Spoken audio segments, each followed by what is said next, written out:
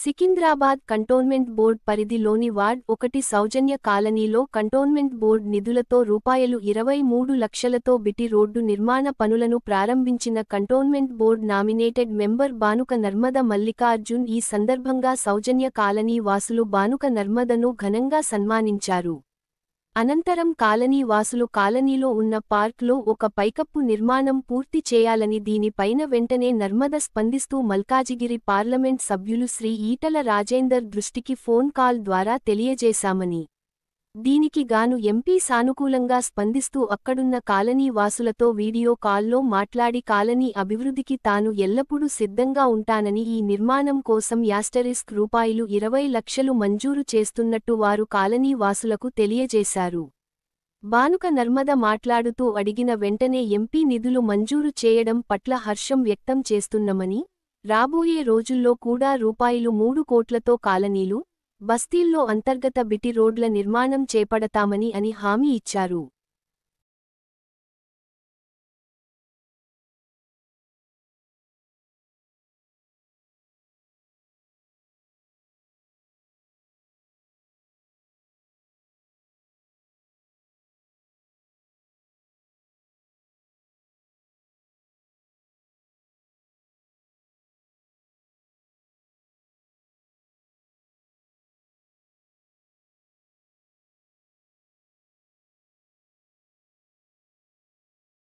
నర్మద పెళ్లి ఇదే కాలనీలో ఇదే కాలనీలో నర్మద పెళ్లి ఇక్కడనే అవతల పెళ్లి అయితే నర్మద గారి నా పెళ్లి ఇక్కడనే అయింది.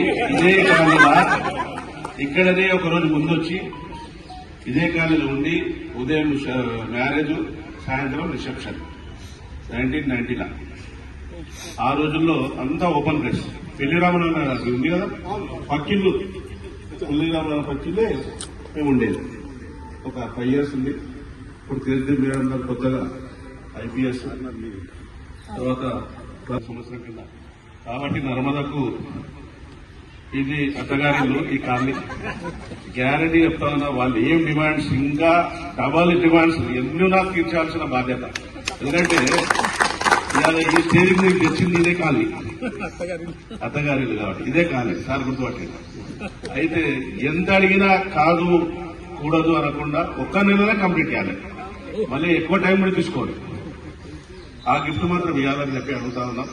ఏదేమన్నా చాలా సంతోషం. మా అందరూ ఆప్తులు బొబ్బురెడ్డి గారి విషయం కోసం ఎంత చేసిన తక్కువనే. 24 గంటలు ఖాళీ కోసమే. ఎప్పుడు వడదొచ్చిందంటే గడుపుతున్నాడు వచ్చి రోజు లక్ష్మణరెడ్డి అన్న వచ్చి అరే మరి కాదు ఆయన అరే అభిమానం ఏం లేదు. తన ఖాళీ కోసం తన కొట్లాడుతున్నాడు, దాంట్లో తప్పులేదు. అని మేము ప్రజల కోసం ఏదేమన్నా ఒక కొలికి వస్తా ఉంది. ఇంకా రాబోయే రోజుల ఎంత అమౌంట్ వస్తుంది, ఏం కథ అదంతా నర్మద గారు చెప్తారు.